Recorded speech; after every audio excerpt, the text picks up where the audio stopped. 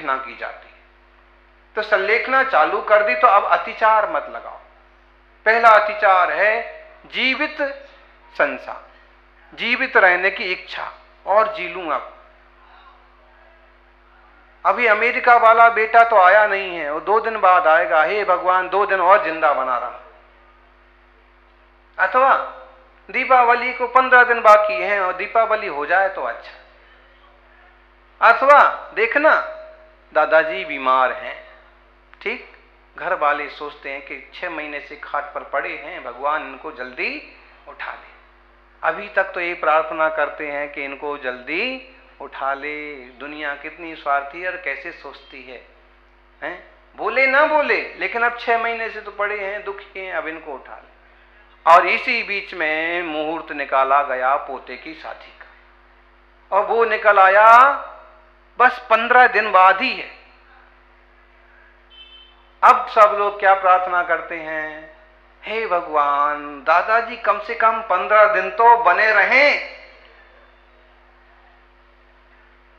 16वें दिन जो हो सो हो, लेकिन 15 दिन तो दादाजी के लिए प्रार्थना कर रहे हैं।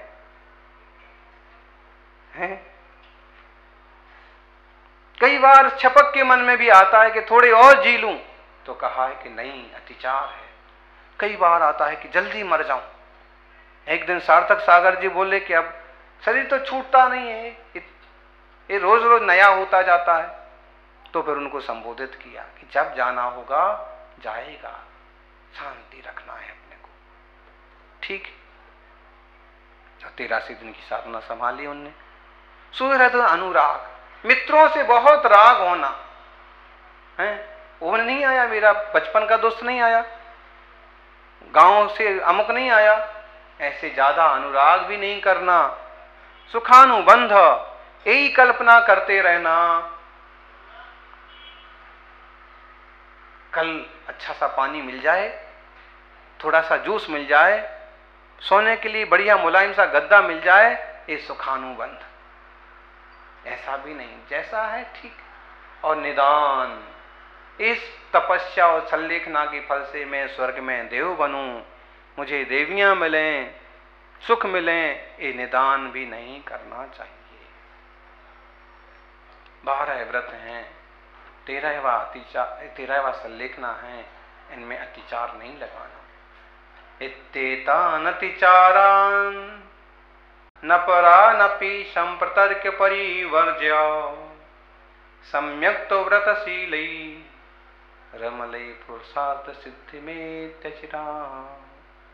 जो ज्ञानी इन अतिचारों को छोड़ करके अच्छी तरह से व्रतों का पालन करता है, वो शीघ्र ही पुरुषार्थ की सिद्धि स्वरूप मोक्ष को पा लेता है। हम सभी अच्छी तरह से व्रतों को पाल करके शुद्ध मोक्ष स्वभाव को उपलब्ध हों, ऐसी मंगल भावना। जय बोलिए 24 तीर्थंकर भगवान की। बोले परम पूज्य 108 आचार्य श्री सुनील सागर जी महाराज की। मेरे मन मंदिर में आन पधारो महावीर भगवान मेरे।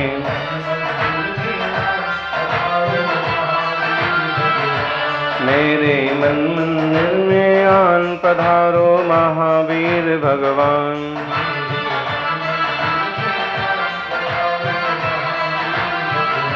पधारो महावीर भगवान, विराजो महावीर भगवान।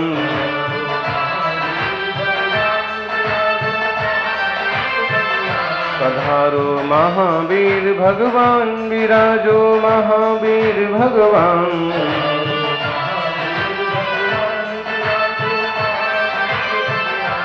मेरे मन मंदिर में आन पधारो महावीर भगवान।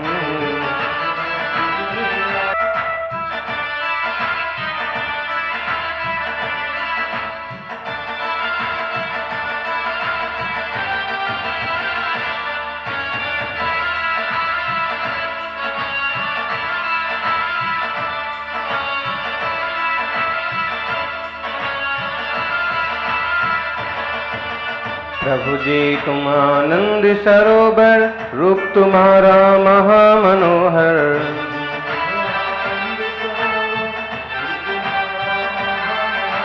प्रभु जी तुम करुणा के सागर, तुम ही हो प्रभु ज्ञान समंदर।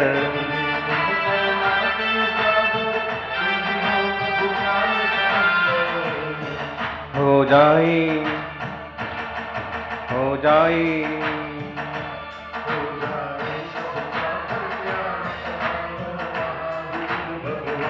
हो जाए मेरा कल्याण, पधारो महावीर भगवान मेरे मन मंदिर में।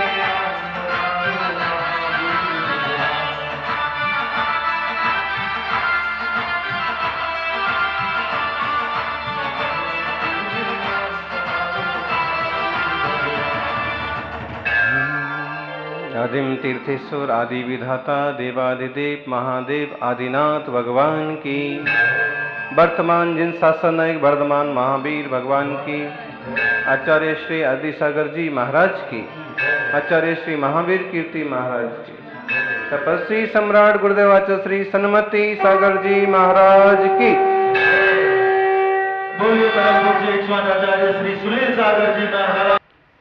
कौशल्या ने राम से पूछा, तुमने रावण को मार दिया। राम ने कहा, मैंने रावण को नहीं मारा।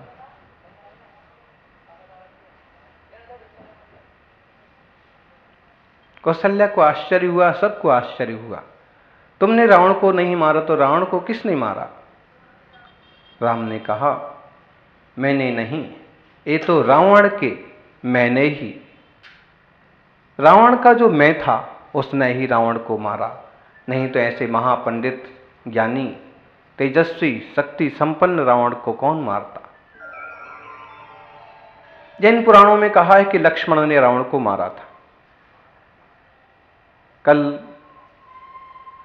रामायण सीरियल के रंकेश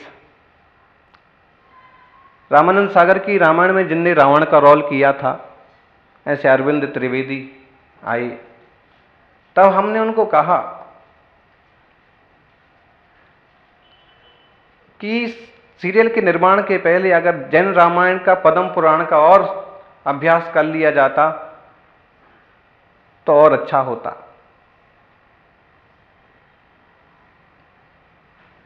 तभी उन्होंने अपनी खूब भक्ति प्रदर्शित की, अपने आप को संघ का दर्शन करके धन्य महसूस किया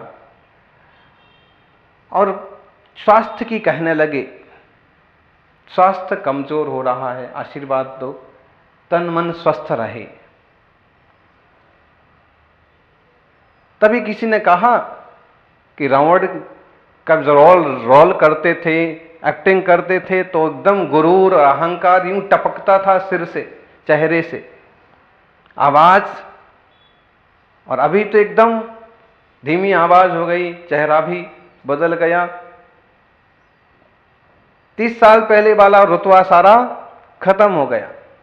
तभी हमने उनको संबोधित किया कि शरीर का तो उत्थान पतन होता है, जन्म के साथ मरण जुड़ा हुआ है, जीवन के साथ बुढ़ापा जुड़ा हुआ है। इसलिए यूं मध्य मांस मधु का तो त्याग है ही आपका, भक्ति तो भगवान की है ही, रात्रि भोजन का भी त्याग करो। और रात्रि भोजन का त्याग करके वो यहां से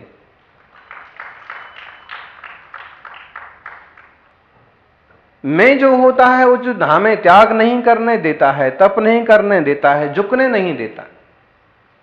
श्रावक है तो क्या हुआ, वह अपने व्रतों के साथ साथ सोड़ा तब भी तो कर सकता है।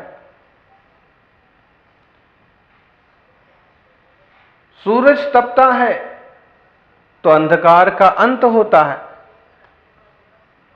सूरज तपता है तो अंधकार का अंत होता है। सदगृहस्थ तपता है तो संत होता है, तपे बिना कहीं कुछ मिलता नहीं। वही संत जब तपता है तो अरहंत होता है, सिद्ध होता है। अमृतचंद्र स्वामी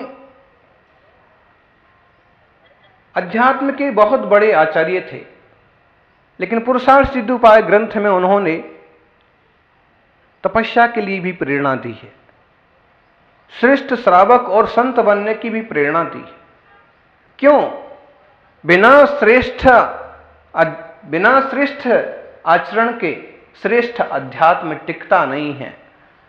शेरनी का दूध सोने के बर्तन में ही टिकता है, ऐसे ही शुद्ध अध्यात्म चारित्रवान के हृदय में ही ठहरता है। श्रावकों को प्रेरित करते हुए, संतों को प्रेरित करते हुए, तप का उपदेश देते हुए वे कहते हैं, चारित्रांतर भावात् तपोपि मोक्षांग माग में गदितम अनुगोहित निज वीर्यै तदपि निसेव्यम समाहित स्वान्ते ही। चारित्र के अंतर्गत ही तप को भी कहा है, मोक्ष के अंग में तप को भी गिना है। इसलिए अपनी शक्ति को बिना छुपाए तपस्या का भी सेवन करना चाहिए, तप साधना भी करना चाहिए। सोना जितना तपता है उतना निखरता है।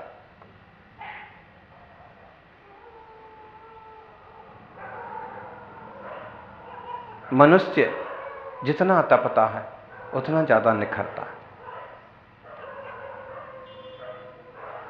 बिना तपे सोने में चमक नहीं आती है और बिना तपे जीवन में भी चमक नहीं आती है। शक्ति को छुपाए बिना जितना बनता है उतना तो तप त्याग करो, उतने तो संकल्प निभाओ। केवल बाहरी रूप से कुछ नहीं होता है, भीतर से निर्मलता बढ़ाओ, बाहर से तप बढ़ाओ।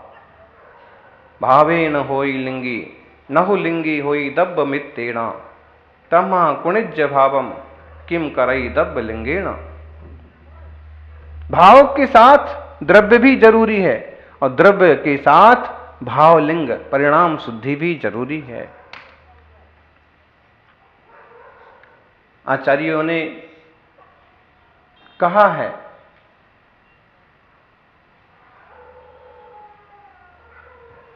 समझाया है, तप के विभिन्न रूप बताए हैं, इनमें से कुछ भी पालन कर।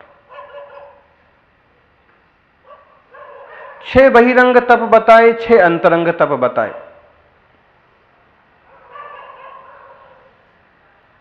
अंसन औमोदर्यम विविक्त शयनासनम रस त्यागः काय क्लेशो वृत्ते संख्या चा निसेव्यमिति तपो बाह्यम। बाह्य तप बाहर से दिखते हैं, दुनिया के और लोग भी करते हैं और साधु संत भी जो तपस्या करते हैं, इसलिए इसको क्या कहा है? बाह्य तप।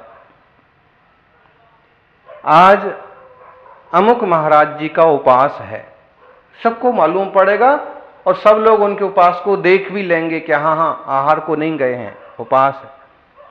भाई साहब ने आज एकासन किया है, सब घर वालों को मालूम है, एक ही बार भोजन किया है। भाई रंग तप है ये। सोलंकी जी 10 दिन के रात्रि भोजन के पूरे त्याग करे, एकासन करे, परेश जी ने भी करे। अब सब लोगों को मालूम पड़ गया घर में कि भाई एकासन करे हैं 10 दिन के, एक बार ही भोजन किया है।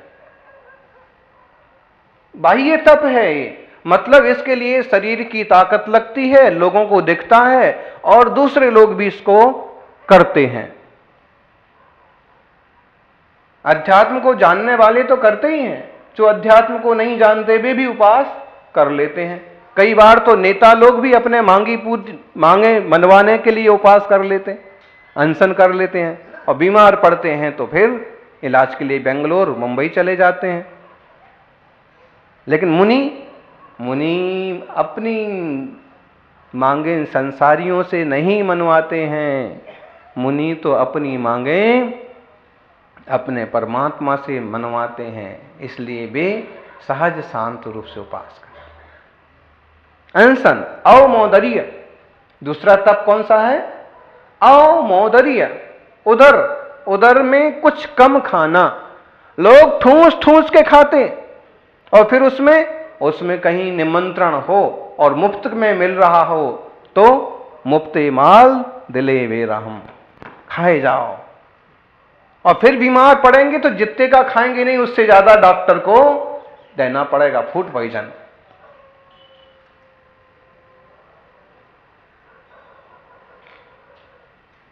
बहुत लालच होता है लोगों को खाने का। शेख चिल्ली अपने बेटे के साथ एक निमंत्रण में गया। बेटे को समझा दिया पहले से, मैं 100 रुपये देने वाला हूं वहां पर दस्तूर में, लिफाफा 100 रुपये का जाएगा, भोजन इस ढंग से करना कि 100 रुपये वसूल हो जाएं, सूखी दाल पूड़ी खा के मत आ जाना, तो मैं भी खाऊंगा तुम भी खाना। एक दिन पहले से उपवास करके और चले। पहुंच गए, लिफाफा भी दिया, और भोजन की बारी आई तो भोजन भी छक्के किया। लेकिन शेख चिल्ली तो खाता ज्यादा, पानी कम पीता, और उसका बेटा और लड्डू खाता, मिठाई खाता भी, और बीच बीच में पानी भी पीता। इशारा, उसको एक आध 2 बार इशारा किया कि खा, पीना तो घर पर भी हो जाएगा, 100 रुपये वसूल करना। बेटे ने ध्यान नहीं दिया, फिर भी खाता, 2-4 लड्डू खाता, रसगुल्ले खाता, फिर आधा गिलास पानी पीता। शेख चिल्ली से रहा नहीं गया, उसने एक झापड़ लगाया, लोगों की नजर बचा करके एक झापड़ लगाया। चुपचाप रह गया बेचारा, तिल मिला गया, फिर भी जैसा कर रहा था वैसे ही करता रहा। इतना खा लिया कि मुश्किल से चल करके रिक्शे तक पहुंचे।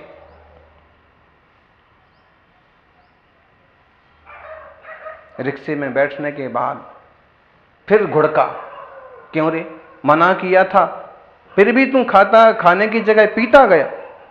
उसने कहा, पिताजी आप समझते नहीं हो, आपको हम वहां लोगों के बीच में क्या बोलते, अकेले खाने से कम खाया जाता है, बीच में थोड़ा थोड़ा पानी पीते हैं तो भीतर जाके सब सेटल होता जाता है।